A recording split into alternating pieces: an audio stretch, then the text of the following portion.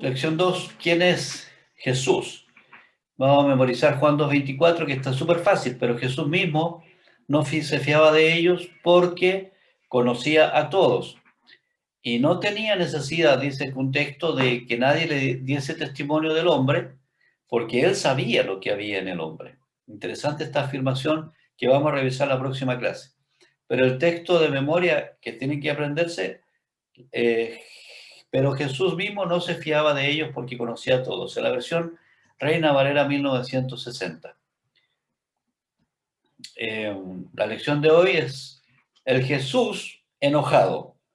Esto de partida, el título nos lleva a reflexionar sobre lo que, sobre las reacciones, acciones y reacciones de Jesús, puesto que Jesús eh, nos, nos han sembrado una imagen de Jesús que es una imagen no tan real del Jesús que habitó entre nosotros, porque nos siembra una imagen de un Jesús prácticamente que no tocaba, digamos, caminaba y no quebraba los huevos. Y no es así. Jesús es una persona absolutamente normal. Y aquí, de hecho, vemos a un Jesús que se enoja. Entonces, algunas personas incluso llegan a pensar que cuando ya están conociendo al Señor, o como un buen cristiano, por decir de esta forma, ni siquiera debería enojarse. Y esto no es así porque el enojo es una reacción absolutamente normal. Obviamente que es una reacción que debe aprender a controlarse. En otro tema podríamos hablar de eso, pero sí Jesús tuvo esta reacción de enojo. Vamos a tratar de descubrir por qué se enoja Jesús en esta lección y vamos a ver cómo podemos aplicarlo a nuestra vida también. Vamos al punto de la observación. Recordar que debemos leer en 3 versiones diferentes. Esto es muy importante, sobre todo porque la mayoría no tenemos conocimiento de los idiomas originales y por lo tanto perdemos ahí una, una riqueza bastante grande de poder entender el texto bíblico como fue escrito. Entonces, por eso leerlo en 3 versiones nos ayuda a descubrir algunas realidades ahí que son, importantes. Yo quise, tal como lo hice la vez anterior, traer a destacar aquellas palabras que nos van a servir para este estudio en forma específica y otras palabras que ustedes pueden ir descubriendo y marcando en su libro, ¿ya? Por ejemplo, la palabra estaba cerca de la Pascua de los judíos y subió Jesús a Jerusalén y halló en el templo los que vendían bueyes, ovejas y palomas y a los cambistas allí sentados. Y haciendo un azote de cuerdas echó fuera del templo a todos y las ovejas y los bueyes y esparció las monedas de los cambistas y volcó las mesas. Y dijo a los que vendían palomas, quitad de aquí esto y no hagáis de la casa de mi padre casa de mercado. Entonces se acordaron sus discípulos que está escrito, el celo de tu casa me consume. Y los judíos respondieron y le dijeron, ¿qué señal nos muestra ya que haces esto? Respondió Jesús y les dijo, destruí este templo y en 3 días lo levantaré. Entonces las preguntas del inductivo, ¿cuándo? ¿En qué ocasión ocurrió esto? La respuesta está aquí en la Pascua. ¿Ya? En la Pascua. Esta respuesta la bajamos, ¿cierto? Para poder ir juntando la palabra, el sentido que le vamos a dar a esta clase. ¿Dónde ocurrió esto? En Jerusalén. Recordemos que Jesús hizo su primer milagro en privado en Caná de Galilea y ahora se había trasladado después a Capernaum y ahora vuelve a Jerusalén, ¿ya? Para la fiesta de la Pascua. Eh, ¿Dónde? ¿En qué lugar específicamente ocurrió la cosa? En Jerusalén, en el templo de Jerusalén. ¿Y quiénes estaban involucrados en esta escena? Los discípulos y también estaban involucrados los judíos, específicamente, ¿cierto?, los sacerdotes.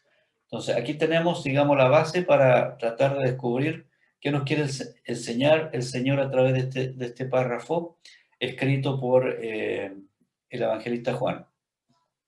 Dijeron luego los judíos, ahí están los judíos otra vez, en 46 años fue edificado este templo y tú en 3 días lo levantarás. Y este versículo 21, Juan está explicando lo que está pasando en esta conversación. Más él, Jesús, estaba hablando del templo de su cuerpo, no estaba hablando de su muerte y resurrección, no estaba hablando del templo que se construyó en 46 años, pero ese idioma los sacerdotes no lo entendieron. Por tanto, cuando resucitó entre los muertos, sus discípulos se acordaron que había dicho esto y creyeron la escritura y la palabra que Jesús había dicho. O sea, los discípulos recién entendieron cuando vieron a Jesús resucitado. Ahora vemos a Jesús y con qué tipo de audiencia se encuentra normalmente Jesús. Se encuentra siempre con una multitud. Aquí Jesús aparece en escena, él decide comenzar su ministerio en forma pública aquí en esta fiesta, la fiesta de los judíos de la Pascua. Si vemos la historia completa, considerando los otros tres evangelios, nos damos cuenta que Jesús, esta misma escena, está también al final de su ministerio. Juan es el único que pone esta escena al principio del ministerio y los otros tres evangelistas lo ponen al final del evangelio. Lo que hace suponer dos cosas. Una, que según algunos estudiosos dicen que Juan quiso ordenar los conceptos de la teología de Jesucristo, como la cristología de abajo, es decir, Jesús, el terrenal, tratando de darnos a entender la simbología espiritual que tiene cada uno de estos actos. Por lo tanto, esto de la purificación del templo tiene una significancia tremendamente importante para la nueva vida que se genera en Cristo, que vamos a ir descubriendo para adelante. Y por eso Juan la quiso poner aquí adelante y no al final. Pero hay otros que además de esto piensan, y yo creo esta segunda posición, que no solamente es eso de la simbología, sino que también fue un hecho concreto, es decir, literalmente Jesús se presentó al templo y purificó el templo al principio de su ministerio como su primera participación pública, como ya el Mesías, y también lo hizo al final. Es decir, hubieron dos momentos como este, uno cuando comenzó el ministerio y otro cuando terminó el ministerio. Entonces, de esa manera podemos ver cómo Jesús le da tanta importancia a este acto de poder limpiar el templo y específicamente hacia dónde Jesús está dirigiendo su atención cuando está haciendo este acto. Pero también desde la multitud nosotros podemos desprender dos tipos de personas, los discípulos y también podemos desprender los religiosos. Entonces, hay tres tipos de personas en el mundo. Los discípulos, la multitud y los religiosos. Podríamos agregar otro tipo de personas que son los que no creen, ¿cierto? Pero no es el punto ahora. El punto está en disputa, está entre Jesús, se enfrenta a la multitud y hay dos tipos de espectadores, además de la multitud, que son los discípulos, pero también los religiosos. Y vamos a ver cómo reacciona cada uno de estos grupos a este acto de Jesucristo.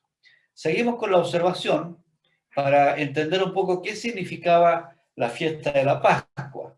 La Pascua viene del latín pascha, en griego se pronuncia casi igual, y en el hebreo pesaj, que hoy día la gente dice el pesaj, yo no sé pronunciar el hebreo. Pascua significa básicamente paso o salto. Esta Pascua tiene tres significados que tenemos que considerar. En primer lugar, el más antiguo era la fiesta que se llamaba la fiesta de los pastores, cuando se sacrificaba un cordero como ofrenda para pedir fecundidad. Celebraban el paso del invierno a la primavera y lo hacían luego de la primavera, la luna llena de la estación en el hemisferio norte. ¿Ya? Entonces ahí está, primero era la fiesta de los pastores que sacrificaban uno de sus corderos para pedir la fecundidad. Por esta misma fiesta cambia significado cuando se produce la liberación del pueblo de Israel de la esclavitud de Egipto. Y cambia el significado, se mata el cordero también, pero desde entonces se comienza a celebrar como la liberación del pueblo judío de la esclavitud de Egipto, ya, con el pan sin levadura y hierbas amargas. Es la forma en que se comienza a celebrar este segundo significado, y este significado es el que aún se mantiene en el pueblo judío hasta el tiempo de hoy, en la religión judía. Y el tercer significado es el cambio, digamos, la evolución de esta Pascua para convertirse en la Pascua cristiana, en donde se reconoce que el Cordero que muere es Jesús, ¿ya? Es Jesús, y entonces el Cordero, cumpliendo las palabras de Juan el Bautista, reflejadas en el mismo Evangelio de Juan acá, es aquí el Cordero de Dios que quita el pecado del mundo. Es el Cordero que estuvo muerto, pero resucitó al tercer día. Entonces la Pascua, que es lo que nosotros llamamos también la Semana Santa, es esta celebración la que para nosotros toma este significado. Ya no estamos hablando de un Cordero cualquiera, sino que estamos hablando de Jesús que murió. Por lo tanto, ahí tenemos la evolución de la Pascua. ¿En qué fiesta estaba Jesús en ese momento? En la número 2. Ya estaba celebrando la liberación del pueblo judío que se hacía todos los años en la misma fecha. También se considera el templo, ya, como parte importante. Ya, aquí en el templo vamos a ver cuál es la estructura del templo. Este número 1 que está acá, este rinconcito es lo que se llama el lugar santísimo. Fíjese que este lugar santísimo tenía una barrera acá, otra barrera acá, otra barrera acá, otra barrera acá, y además tenía el contorno del templo, ya que vamos a descubrir qué significa cada uno. Este es el lugar santísimo. ¿Qué significaba el lugar santísimo? En este lugar solo entraba un sacerdote, el sumo sacerdote, una vez al año. Una vez al año entraba el sumo sacerdote. No tenemos tiempo para describir claramente cómo era este acto, pero era el lugar santísimo. Esa rayita que ustedes ven ahí, que yo ahora voy a destacar, es el velo que cuando Jesús murió, después en el relato, este es el velo que se rompió. Este velo no era un velo como usted se puede imaginar como el velo de la novia, era prácticamente una pared la que estaba ahí construida eh, de separación entre el lugar santísimo y el lugar santo. Acá está el lugar santo, el número 2, el lugar santo.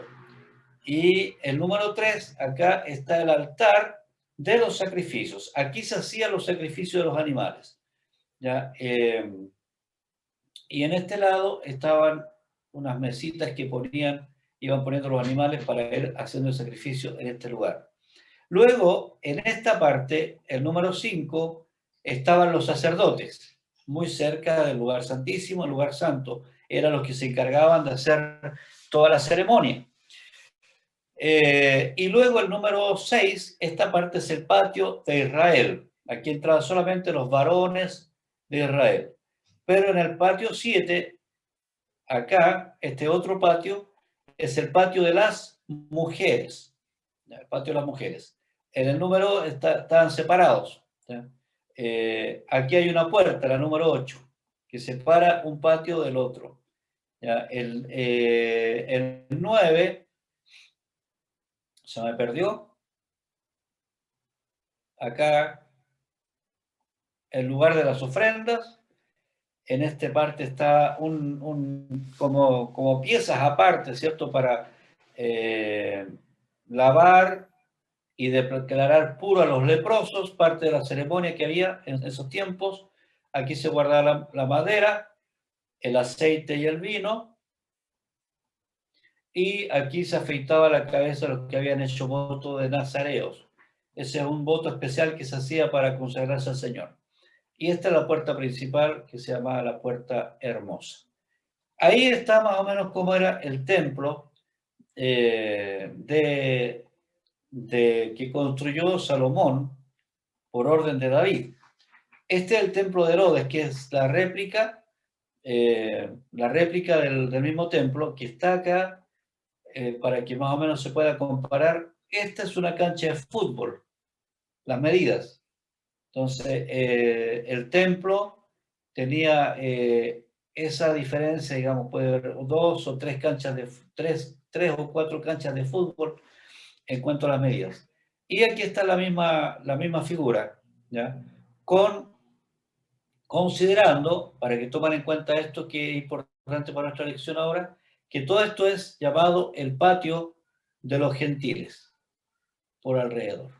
El patio de los gentiles. Pero también esta parte era jurisdicción del templo, es decir, no es que estuviesen, es como que estaban igual dentro del templo, pero era restrictivo para las mujeres, para los varones, los sacerdotes y el sumo sacerdote. Ese es el orden. Los gentiles, las mujeres, los varones, los sacerdotes y el sumo sacerdote, de afuera hacia adentro. Pero el patio de los gentiles, aunque parece que estuviese por el contorno del templo, igual era parte de la jurisdicción del templo. Este es el templo de Salomón. Este es el templo de Salomón más chiquitito, el templo de Herodes, y este otro es un templo que está en la revelación del libro de Ezequiel, pero no vamos a tener tiempo para revisar eso. Aquí hay un vínculo que a lo mejor podría después pasárselo para que revisen el templo de Salomón, que no me va a dar el tiempo para verlo, quizá al final si es que nos da el tiempo. Me recuerdan. Lo mismo. Y vamos a las cosas que nos importan dentro de la observación. Jesús, entonces, acá en este párrafo, hace su aparición pública. Ya lo había hecho en privado, donde en la boda de Caná, que la vimos la semana pasada, el Jesús tierno. Pero ahora la aparición pública lo hace de una manera no tan famosa, o sea, se hace famoso destruyendo el negocio de muchas personas. Lo hace de una forma pública en la fiesta de la Pascua. Entonces la pregunta que nos hacemos, ¿por qué se enoja Jesús? ¿Ya? Jesús dice, no hagáis de la casa de mi padre casa de mercado. ¿Por qué el Señor hace esa acusación cuando, si vemos hacia atrás, la gente que estaba vendiendo estaba por alrededor, no estaba dentro, estaba por alrededor, pero dentro de la jurisdicción del templo también. No nos olvidemos de eso.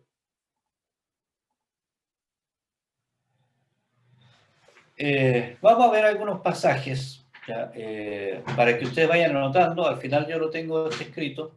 ¿Ya? Nadie puede presentarse delante de Dios con las manos vacías. Si ustedes quieren, pueden ir buscando para confirmar este pasaje de Deuteronomios 16:16.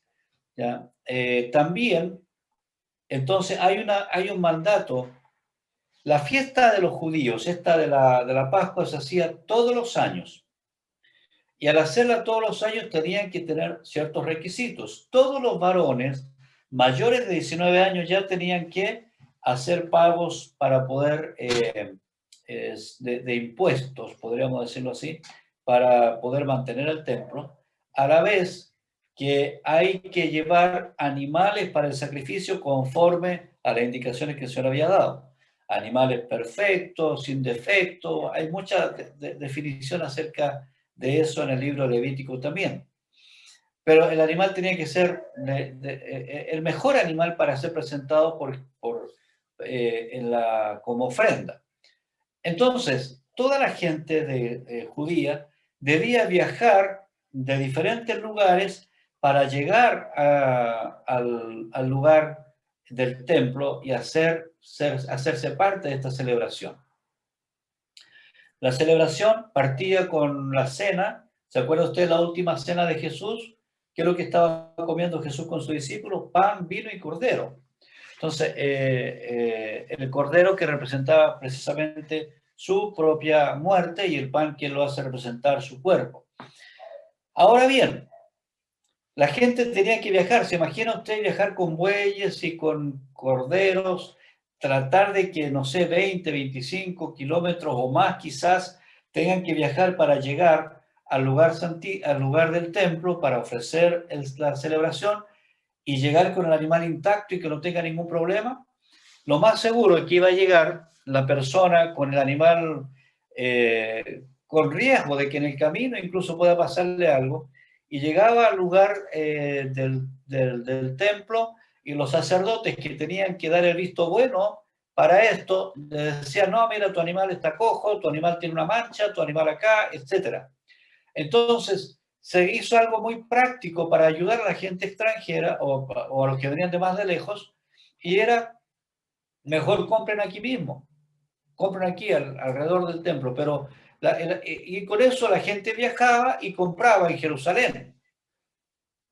Pero eso se convirtió en un negocio bastante rentable, porque imaginen, todos tenían que ir una vez al año, era una obligación, entonces era bastante rentable el negocio, y de esto echaron mano los sacerdotes, y aquí está el problema, de esto echaron mano los sacerdotes, y pusieron en el patio de los gentiles, que es alrededor del templo, les permitió una especie de feria, les permitieron y demarcaron lugares y les permitieron a la gente ir y hacer negocios. Hasta ahí uno puede decir, bueno, está bien, podría haber sido un poco más lejos, o el patio de los gentiles, al fin y al cabo, pero resulta que, como estaba dentro de la jurisdicción del templo, tenían que pagar impuestos.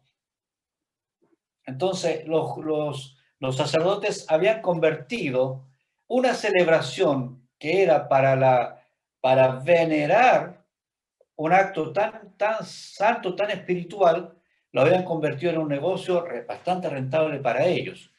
Además, dice que ellos, el Señor dio vuelta a la mesa de los cambistas, porque la gente llevaba su dinero y tenía que cambiarla a dinero que fuese aceptado, a las monedas que eran aceptadas dentro del templo. Y en ese cambio también había un impuesto porque lo estaban haciendo dentro del templo. Por lo tanto, los pillos sacerdotes agarraban dinero de los impuestos por la venta de los animales y también por el cambio de las monedas. Por lo tanto, no era la gente iba con un espíritu sin duda de espiritualidad, pero también había mucha gente, desde los sacerdotes hacia abajo, que habían puesto los ojos en esa fiesta como un interés más económico que espiritual. Y entonces se pierde completamente el sentido de la fiesta. Oye, vas a ir si vamos a la Pascua, ¿por qué? Porque tengo corderos para vender. Y yo voy a ir porque voy a ver si hago unos negocios ahí a comprar y a vender a comprar y a vender algunas cosas que necesito. En fin, se convierte todo, usted sabe que se echa a andar esta maquinita del comercio y se venden, digamos, absolutamente lo más mínimo, porque había mucha gente que estaba viajando y llegando al lugar. Pero a Jesús le enoja esta situación. ¿Por qué? El patio de los gentiles era el único lugar de acercamiento de los gentiles. Gentiles, entiéndase, son las personas no judías, ¿ya? Esos son los gentiles, los no judíos, es decir, nosotros somos gentiles, no judíos, ¿ya? Entonces nosotros somos gentiles, ¿ya? Y el Señor en el libro de Isaías está profetizando 700 años antes de Jesús, dice, yo los llevaré a mi santo monte y los recrearé en mi casa de oración. ¿A quién? Sus holocaustos y sus sacrificios serán aceptos para mi altar, porque mi casa será llamada casa de oración para todos los pueblos. Y yo puse entre paréntesis ahí, para todos los gentiles también. Entonces, los religiosos, los sacerdotes, usaron para su propio provecho el lugar destinado a acercar a la gente al Señor, a Dios. Y ahí está la molestia de Jesús. En ese momento aquí podemos entender la molestia de Jesús. Ellos estaban usando para su propio provecho en la fiesta que el Señor había hecho para que la gente se acercara a Él. Entonces, ¿por qué Jesús se enoja? Porque habían convertido la casa de su padre en una cueva de ladrones. Jesús, toma en cuenta usted esto, Jesús creció viendo los excesos. Es decir, ¿se acuerdan ustedes cuando Jesús tenía 12 años? Ahí está el relato Lucas 2:49. Jesús tenía 12 años, tiene que ser llevado al templo, es llevado al templo y se queda ahí tiempo extra conversando y preguntándole a los sacerdotes, Probablemente muchos de esos sacerdotes que vieron crecer a Jesús e ir año a año, seguramente todos los años Jesús iba y volvía a hacer las mismas preguntas a ellos. Entonces Jesús no era un desconocido para los sacerdotes ni para la gente que, sobre todo para los sacerdotes, porque ya un niño de 12 años que empieza a hacer tales preguntas y a los sacerdotes, sin duda que les llamaba la atención. Al principio lo tienen que haber visto con simpatía. Cuando Jesús fue avanzando, 12, 13, 14, 15, 16, 17, lo tienen que haber visto ya con un poquito de sospecha, y ya cuando Jesús era un varón y se manifiesta de esta manera, entonces no estaban hablando con un desconocido, alguien que ya había venido muchas veces al templo y había hecho hace tiempo muchas preguntas, y lo más probable que en el transcurso de ese tiempo que no está descrito en la Biblia, Jesús habrá preguntado a los sacerdotes qué estaba pasando ahí, que por qué estaba esa venta, acaso eso no era la casa, digamos, el patio de los gentiles. Es una relación muy cercana, muy directa de Jesús con los sacerdotes, no era un desconocido. Y por eso cuando Jesús se hace ese látigo de cuerdas, entonces la gente lo mira, lo observa, pero no esperaban que de un rato a otro se generara esta reacción, que creo yo que fue la explosión de un volcán que Jesús fue acumulando a lo largo de sus años de claro conocimiento y de experiencia espiritual en su vida. Veía cómo la gente iba al templo, algunos volvían sin dinero, otros se enriquecían, pero pocas personas llegaban a tener contacto real con Dios. Entonces, él venía a acercar el hombre a Dios, era como para no enojarse, ¿cierto? Y por eso Jesús entra en este enojo tan grande y destruye todo lo que puede, porque ya llegó al límite de su soporte de ver tanta sinvergüenzura. Entonces, para los sacerdotes, el servicio a Dios se había convertido simplemente en un mercado, en una forma de ganar dinero, de ganarse la vida y de hacer negocio. Para Jesús, esto se había convertido en cueva de ladrones, usa la expresión que está en Jeremías 7, y hay un relato de Elí y sus hijos, cuando Elí le dice a sus hijos que también eran sacerdotes, le dice, ¿saben qué? Los hombres, pueden leer ustedes, después anótenlo, ¿eh? Los hombres menosprecian la ofrenda por causa de ustedes. Le está diciendo, hijo, ustedes se están portando mal, no están haciendo bien su sacerdocio, y por culpa de ustedes la gente no puede acercarse a Dios. Tremendo, tremendo, por no llevar los ritos, la espiritualidad de manera seria, por perder el temor de Dios. Ezequiel 8, hay un relato que me gustaría mucho detenerme acá, pero por favor léalo después. El Señor invita a Ezequiel a mirar, a hacer un hoyo y a mirar. Y eso está diciendo, yo puedo ver donde la gente cree que no puedo ver. Yo puedo ver lo que está pasando ahí. Entonces, en el interior, vean Ezequiel 8 después y se van a dar cuenta cómo el Señor está observando que los sacerdotes, en lugar de buscar más cercanía con Dios, están llevando toda la religión con intereses personales y propios para ellos. Estamos hablando de los sacerdotes judíos, aquí en Ezequiel. Entonces, y en toda la Biblia, estamos hablando de esos sacerdotes, los del pueblo de Israel. Entonces, Jesús está muy molesto, porque quienes tienen que acercar, interceder a Dios, al hombre, interceder entre Dios y el hombre, y acercar el hombre a Dios y a Dios al hombre, lo que están haciendo acá es usar al hombre y a Dios para sus propios intereses. Es decir, ni agradan a Dios ni agradan a los hombres, son personas despreciables. Y eso es lo que dice Jesús. Los escuchó toda la vida, de los 12 años que vengo escuchando a esta gente. No hay razón alguna para que puedan justificar el estar cobrando impuestos extra a esta gente que está buscando una comunión con Dios. Ahora, ¿por qué los sacerdotes se enojan con Jesús? Porque está dañando sus intereses. Ahora, ¿por qué se enoja Jesús? ¿Qué ven los discípulos? Ellos ven una mirada diferente. Los sacerdotes se enojan, pero los discípulos miran y se sorprenden porque hay una revelación de Dios. Y ellos se acuerdan del Salmo 69, donde David dice: el celo de tu casa me consume. El celo por tu casa me consume. Es decir, estoy tan enojado por las cosas que pasan en lo que tiene que ser tu casa de oración y se convierte en una zona, en un mercado. Ahora sigamos. Jesús en Juan dice que a los suyos vino y los suyos no lo recibieron. Al momento de enfrentarse a Jesús, uno puede ser o un judío o un discípulo. Y los hombres, dice Juan, amaron más las tinieblas que la luz.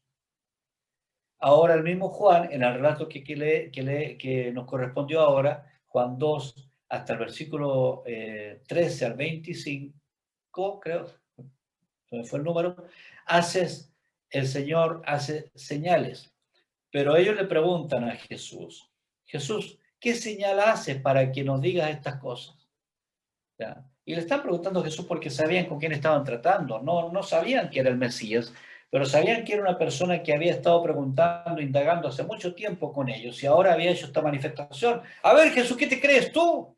¿Quién te crees tú que eres? ¿Por qué hace alguna señal? Y el Señor le responde de manera espiritual algo que jamás ellos pudieron entender. Él dice: destruyan este templo, en 3 días lo voy a edificar. Pero no se refería al templo de Herodes, que fue el que reconstruyó Herodes, que es el mismo Herodes que quiso matar a Jesús cuando Jesús nació. ¿Ya? Y cualquiera sea la señal que Jesús hiciera, ellos no iban a entenderla. No la iban a entender.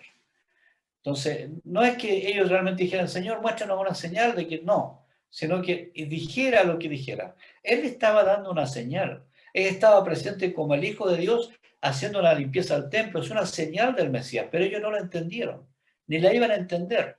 Mucha gente creyó por las señales, pero ellos no iban a entender eso. ¿Cuáles son las principales señales de Jesús? Vean ustedes Malaquías 1, cómo el Señor se enoja por cómo los sacerdotes están guiando mal al pueblo y el Señor está purificando. Entonces hay una señal muy clara del Mesías, del celo del Mesías. Y después la segunda señal, que es muy significativa para nosotros, es la resurrección. Los discípulos dicen que se dieron cuenta después, cuando Jesús resucitó, se acordaron de que Jesús había dicho que iba a destruir, que destruyeran el templo y lo iba a reedificar en 3 días. Se acordaron y entonces entendieron que hacía referencia a su cuerpo. Entonces, esa es una tremenda revelación de Dios y es una tremenda señal del Mesías, pero los judíos no pudieron entenderla. Sigamos. Los religiosos institucionalizados tienen una alianza seria con la autoridad terrenal. Y aquí está el problema. Aquí está el problema. Cuando se institucionaliza algo, se echa a perder. Y lamentablemente aquí todo tiene que ser institucionalizado, porque si no, nada existe. La iglesia, la iglesia de los discípulos, cuando Roma se convierte al cristianismo a través de Constantino y se construyen los primeros grandes templos convertidos en templos de la Iglesia Católica, entonces ya se pierde un poco la espiritualidad de lo que está ocurriendo ahí, porque hay que mantener el templo también. Martín Lutero se molestó porque él quería buscar una espiritualidad y se encontraba solamente con comercio dentro de la iglesia en tiempos que en algún momento yo he hablado acerca de eso.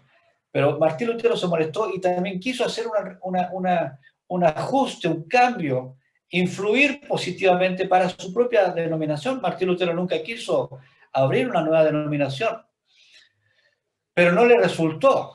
Como tampoco le resultó la nueva denominación, como tampoco resulta, porque el problema es que cuando se institucionaliza, nadie puede decir que hoy día las batallas, las guerras entre entre pueblos católicos y protestantes, como fueron antes. ¿Cómo es posible que dos tipos de religiones que tienen la misma raíz se peleen a muerte y maten y torturen entre ellos? Entonces eso no es posible.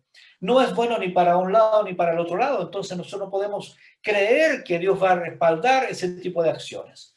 Entonces, aquí cuando se institucionaliza, llámese católico, llámese evangélico, protestante o lo que sea, y se hacen relaciones políticas de este tipo, entonces el problema se complica y es difícil de sostener en la pureza. Fíjese que Herodes construyó el templo donde iban los judíos a celebrar sus fiestas. ¿Y quién era Herodes? La personificación del pecado, de la maldad, entonces de la ambición. Entonces, esa sincresis entre religión institucionalizada y gobierno político es complicado.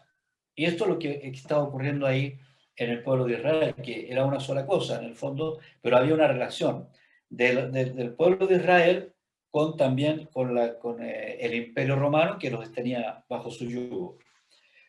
Pero el problema no era tanto ese vínculo, sino que para los judíos había intereses creados. La gente pagaba impuestos por los animales que vendían y pagaba impuestos por los cambios que se hacían. Entonces, habían intereses creados personales.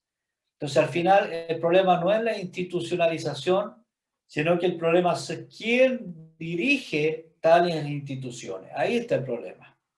¿Ya? No es que, oye, se institucionalizó algo, entonces está malo institucionalizarse. No, el problema es que siempre volvemos al punto, el corazón del hombre, alguien dijo, el poder corrompe, y en cualquier área, incluso la espiritual y religiosa, también corrompe el poder. Puede haber una persona que tenga la sana doctrina en su mente, pero tiene un corazón perverso en su espíritu también. Los discípulos que veían la revelación del verbo, veían la revelación del verdadero amor. Entonces vemos a un Jesús y vemos a la multitud, vemos los sacerdotes que lo veían todo mal y los discípulos que iban descubriendo las palabras de Dios, la revelación de Jesús entre todo lo malo que se veía alrededor. Y esa es la riqueza de ser discípulo, la diferencia. Vamos a hacer la aplicación. Esto es lo que estoy diciendo. Aquí está Jesús, la gente recibe la enseñanza, los discípulos la ven de una manera, la misma enseñanza, y los religiosos lo ven de otra manera. ¿Ya? Y desde la multitud surgen nuevos discípulos o surgen nuevos religiosos.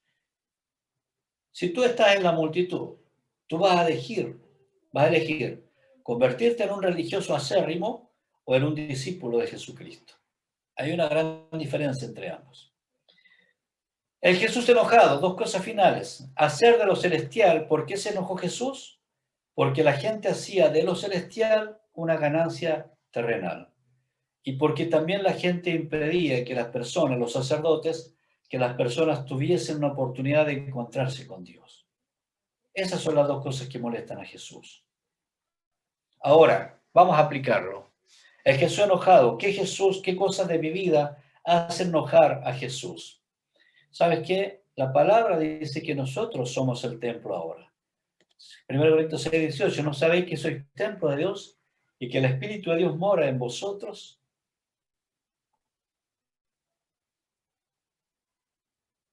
Y cuando los sacerdotes salieron del santuario, la nube llenó la casa de Jehová. Cuando Salomón hizo el primer templo y le dijo, Señor, este templo es para ti, el Señor descendió como una nube al templo y llenó de tal manera el templo que era imposible que la gente entrara ahí. ¿Qué quiere decirnos esto? Que cuando el Señor toma la vida de una persona que le dice, Señor, mi vida es para ti, el Señor quiere tomarla toda o no toma nada. ¿Ya? O lo tomas todo, el Señor lo tiene todo o no toma nada. Y por eso ahora el Señor no está tan preocupado del templo o de los templos que se construyan físicamente hablando, aunque tienen su necesidad y su importancia, pero a él le preocupa el templo en el que nosotros somos, ¿ya? Se llenó de humo. Eso mismo se repite en Isaías 6, la casa se llena de humo, que eso es representación de la gloria de Dios, y también está en Apocalipsis 15, y el templo se llenó de humo por la gloria de Dios y por su poder. Ese llenarse de humo es la representación de cómo el Señor quiere llenar la vida de una persona que dice, Señor, soy para ti, yo te pertenezco. Él dice, bueno, si eres para mí, eres solo para mí.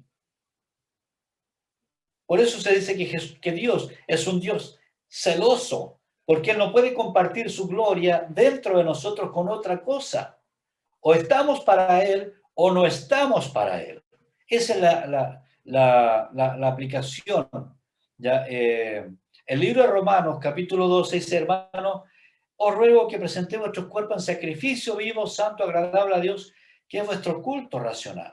Así como tenemos templo, nuestra actitud es nuestro culto diario y racional, intencional. Si yo me he entregado, si he entregado mi vida, si hemos entregado nuestras vidas al Jesús del madero, a la cruz, entonces nuestra vida debe ser consecuente a lo que nosotros decimos y no convertirnos como esos sacerdotes en unos interesados en nuestros propios, en sacar provecho para nosotros mismos, o mantener un poco de la vida de los ritos que el Señor nos indica, yendo al templo los domingos, participando de celebraciones, de cultos, de misas, pero también el resto del tiempo haciendo mi vida como se me ocurra.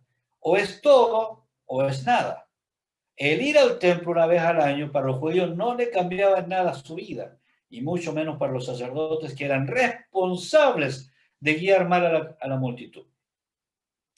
También el Señor indica que al Señor, a la celebración, nadie debe ir con las manos vacías. Es decir, siempre tengo que ir con el afán de entregarle algo al Señor, básicamente mi vida y todo lo que me pertenece. Tengo que ir, no puedo presentarme con las manos vacías. La gente viajaba con manos vacías en Jerusalén, alrededor del templo, en el patio de los gentiles, compraban y entregaban la adoración. Pero ahora la cosa cambia. El Señor quiere que nosotros cada vez que vamos a Él, le entreguemos nuestra vida, no parte, la vida completa, la vida completa. ¿Y qué hace el Señor con nuestra vida? Según el salmista, purifícame con hisopo y seré limpio. Lávame y seré blanco, más blanco que la nieve. Hazme oír gozo y alegría y se recrearán los huesos que has abatido. Alguien, espera un poquito, ya estamos en la hora. Alguien me dijo que estuvo ayer en la celebración de las mujeres en el Congreso, qué alegres son las hermanas. Me mandó un comentario, me gustó. Me gustó porque un grupo muy alegre, muy simpático, y eso que no todos se quedaron en las últimas conversaciones, que ya empezaron los recuerdos, como cuando la gente se queda con los últimos tragos y se les suelta la lengua, estaban todas felices, riéndose. Bueno, esto se produce cuando hay una vida entregada al Señor, hay gozo y alegría sincero y real. El Señor genera alegría cuando hay purificación, cuando hay limpieza. Entonces una persona que anda siempre enojada, amargado, con problemas, deprimido, no le cuesta sacarle sonrisa, entonces probablemente tenga que trabajar en ir delante del Señor, en venir no a los templos a buscar algo de Dios, sino que a llevarle su vida al Señor. Así funciona esto. Entonces, el Señor le dice a los cambistas, quiten esto de aquí, saquen esto de aquí. Es decir, ahora es el llamado para nosotros. El Señor nos invita a sacar de nuestra vida todas aquellas cosas que podrían estar siendo obstáculos para que nuestra adoración en nuestro templo esté completamente purificada. ¿Y qué significa eso? experiencias malas del pasado, errores que hayamos cometido en el pasado, situaciones que estemos viviendo en el presente, enojos, rencores con segundas o terceras personas, en fin, ponerlas a los pies de Jesús, ponerlas en el Cordero de Dios, que es Jesucristo. Él los sacrifica y con su sacrificio nos limpia de todo eso, nos permite tener una vida completamente alegre y feliz.